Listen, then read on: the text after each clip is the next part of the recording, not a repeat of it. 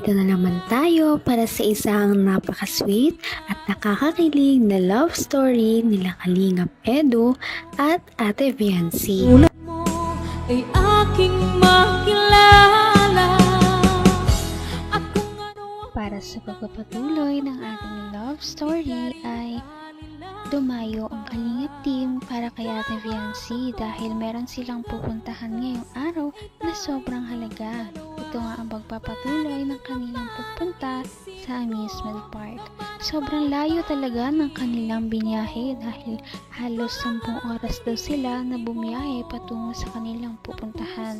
Nung sila ay umalis ay may liwanag pa. At nung makarating sila doon ay talagang gabi na. Kaya naman sana ay worth it talaga ang kanilang pag-alis at yan ay mapapatunayan natin sa video na ito. Marami din tayong masusubayan ng mga kilig moments ng EDC Love Team, kaya naman yan ay inyong aabangan.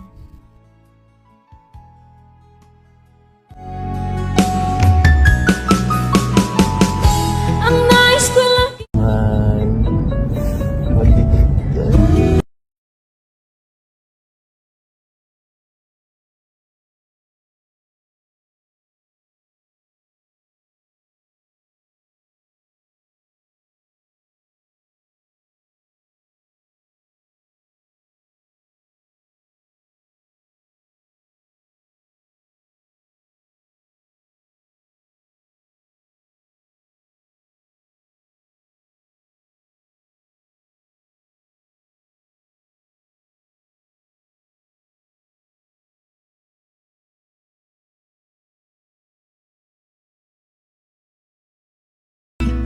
Bukas na lang po kami magala kasi gabi na.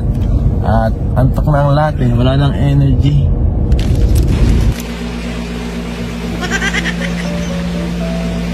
So ayan guys, tulog na yung mga kasamahan ko.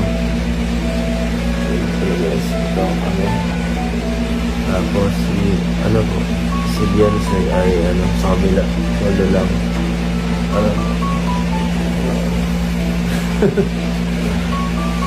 Na sigurado sana mag-enjoy sila lahat sa gawin natin.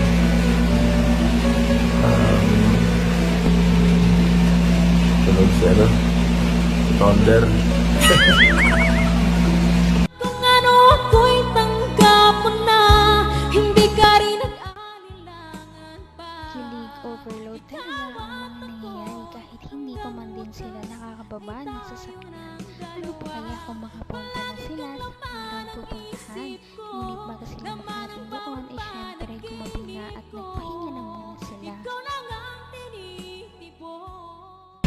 Tunog si Thunder.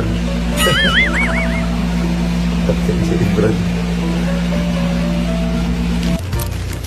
So ayun mga kalingap, tapos na po kayo mag-asikaso. Tawagin na po natin si Kuya Bossy. Hey Kuya. Tara na Kuya, at nakasikaso na po kami. Nasilip mo na ba? Si wifey mo? Base na ba yun? Di ko na lang kung naka-base na siya eh. Walang tinanggal na namin yung mga gamit namin, binaba ko na yung maliit. Mga alas 6 sila pati eh. Dapat tanda na tayo kasi nag-ahabol din tayo sa oras. Ngayon eh. Hindi naman tayo dito. Mabisita lang talaga tayo dito eh. Hindi naman tayo talaga ma-stay. Dito naman tayo. Gusto ko lang talaga dito makita yung lugar at na-miss ko na yung lugar. At sa siyempre, para makita rin niya. Room service! Galit. Room service!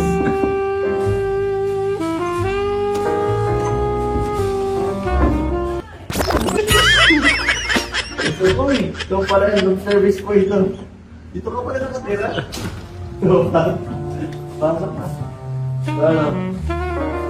So, okay ka lang dito? Nakatulog ka naman naman din.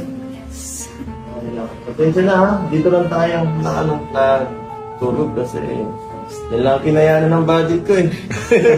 Wala kasi tayong Naman ang bawat panaginip ko, ikaw lang ang Ito ay biglaan din lang talaga, kaya naman masiramin ang mga trip kapag hindi masyadong pinaplano at biglaan pa nga na kasama si Ate Viancy. Hindi kasi alam ni Kalingap Edu na makakasama ang dalawa kaya na-surprise talaga siya napagkasundo nila na nandoon si Ate Fiancé. Dito lang tayong na tulog kasi yan lang kinayanan ng budget ko eh.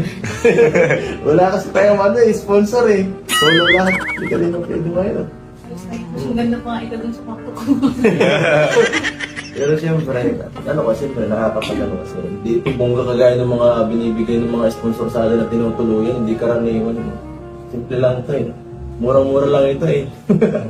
So, baka di ka naman dito nalungkot. Hindi. Bakit? Ang solo-solo ka dito eh.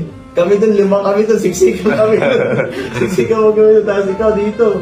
Solo ka lang. Baka, na-homesick ka dito kagabi, baka di ka nagkatulog. May music. Nga pala, baka nagsisi ka na yan at syempre, sumama ka sa akin dito sa pagpunta ka dito. Hindi ka nagsisi na. Gusto mo malaman ko ano yung mga dating ginagawa dito. Mga kalokohan. Joke lang. Hindi wala akong ginagawa. Siyempre, malayo ka sa pamilya mo ngayon eh. Hindi ka gaya nakaraan. Nag-update ka?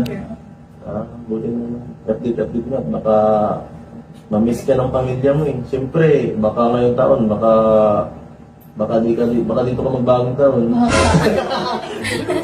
Joke lang, hindi.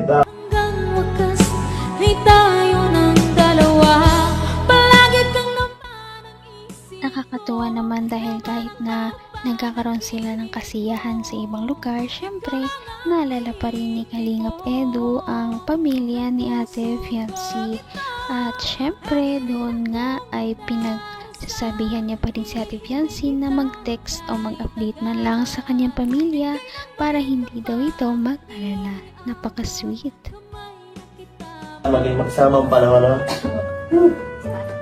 Sana magsama pa na, sana maging perfect ang lahat. Kasi, baka mapahiya ako eh. Sabi ko pa naman sa'yo, maganda dito.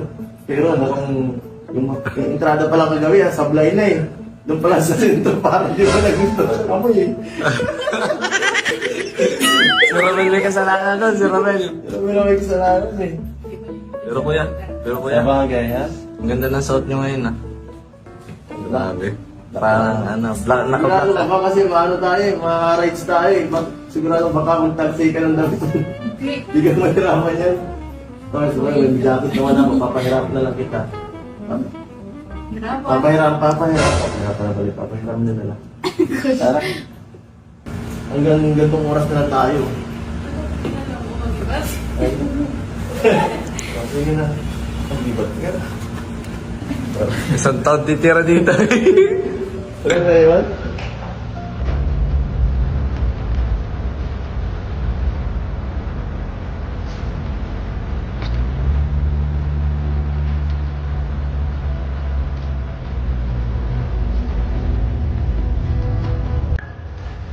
Dito na lang.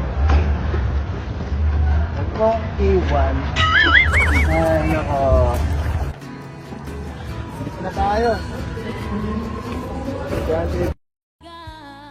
Kahit hindi pa sila nakakarating sa kanilang paroroonan noon ay sobrang marami na silang mga kilig moments.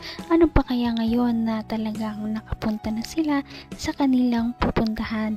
At ang mga kilig moments na yan ay abangan ninyo sa ating susunod na video. Kaya iyan ay inyong subaybayan.